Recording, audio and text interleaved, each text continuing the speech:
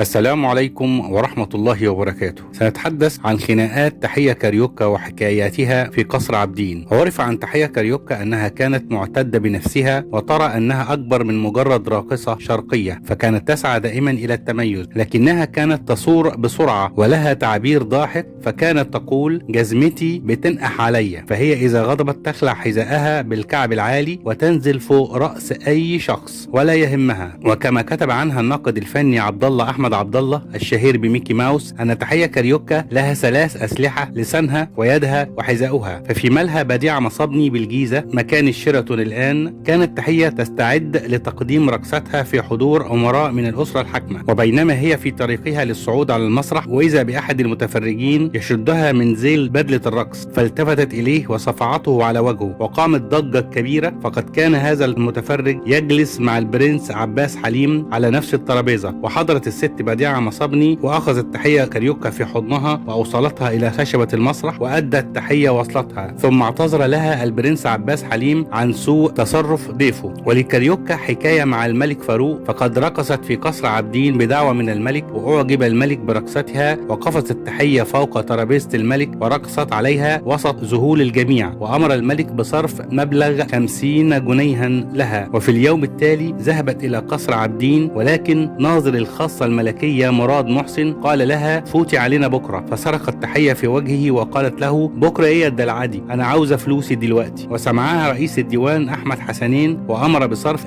50 جنيها لها، واخذت المبلغ وذهبت الى صدماوي واشترت فستان بمبلغ 49 جنيها. وكان ان هاجمها النقاد كثيرا على جرأتها وصوتها العالي، ففكرت في عمل مقلب ضدهم، فاقامت لهم مأدبة عشاء في منزلها بمناسبة ان اميرة زنجبار جاءت الى مصر وستسهر عندها وسترقص لها. وحضر النقاد وعلى رأسهم الصحفي الكبير جليل البنداري ومعهم المصورون. وكتب النقاد عن زيارة أميرة زنجبار مرفقة بصور عديدة لها، ولم تكن الأميرة سوى خادمة تحية كاريوكا النوبية، وكانت فضيحة كبرى في الصحف في اليوم التالي. فقال عنها الصحفي جليل البنداري متهكما: تحية كاريوكا هي المهذبة المؤدبة المتربية بنت الناس. ويذكر أن تحية كانت في سهرة في فندق سيميراميس مع فاتن حمامة وعز الدين ذوالفقار، وأتى إليها مستر جون ميلز صاحب سلسلة الفنادق يدعوها للرقص معه، ولكنها رفضت، فما منه إلا أن سخر منها وتهكم عليها. وفي لحظة خلعت تحية كاريوكا حذاءها وضربته على رأسه وعينه أمام الجميع عقابا على فعلته. فرفع مستر جون ميلز دعوى قضائية يطالب فيها تحية كاريوكا بتعويض 12,000 جنيه تعويضا لإصابته في عينه. وكان أشهر حادث لها في مدينة كان الفرنسية خلال المهرجان السينمائي عام 1956، والذي ذهبت إليه وهي ترتدي الملاية اللف. وقد أساءت النجمة العالمية سوزان هيوارد إلى تحية كاريوكا في أحد الندوات عندما هاجمت سوزان هيوارد العرب وأنها تفخر بأنها صهيونية، فقامت تحية كاريوكا بجذبها من شعرها أمام الجميع وأفلتها الحضور من بين يديها بصعوبة، مصحوبة بألوان من الشتائم والوعيد من تحية كاريوكا. كما نالت المطربة فايزة أحمد علقة ساخنة على أيدي تحية كاريوكا عندما امتنعت فايزة أحمد ذات يوم عن الغناء في بداية حفل كبير في مصر، وأصرت أن تغني في نهاية الحفل. وكان الحفل يشارك فيه عبد الحليم حافظ وصباح وفايزة، وترقص تحية كاريوكا على أغنيات عبد الحليم. وأمام إصرار فايزة قامت تحية بضربها علقة ساخنة، وطبعا لم تستطع فايزة أن تغني في الحفلة بعد العلقة. وأخيرا سنتحدث عن خناقة تحية كاريوكا التي تسببت في وفاة المطرب عبد الغني السيد. كما قال المهندس محمد نجل الفنان عبد الغني السيد أن والده رحل عام 1962 عن عمر يناهز 54 عاما، وأن والده تعرض لجلطة في قدمه قبل وفاته بعدة شهور، ونصحه الأطباء وقتها بالابتعاد عن الانفعال والعصبية. وفي يوم كلمته تحية كاريوكا الساعة 3 الفجر وقالت له: تعال حالا عشان تطلقني من فايز حلاوة. وبسرعة لبس هدومه ونزل عشان يصلح بينهما، واستكمل قائلا: كانت تحية كاريوكا صليطة اللسان بشكل كبير، وكذلك الحال بالنسبة لزوجها فايز حلاوة. وحينما ذهب والدي لمنزلهما كان الطرفان مصممان على الطلاق، وبدأ والدي في تهدئة الأمور بينهما، واستمر الطرفان في سب بعضهما وتعالت أصواتهما حتى وقع والدي بينهما ونقل على الفور لمستشفى العجوزة بعدما تعرض لانسداد في الشريان التاجي أدى لوفاته بعد 6 ساعات فقط.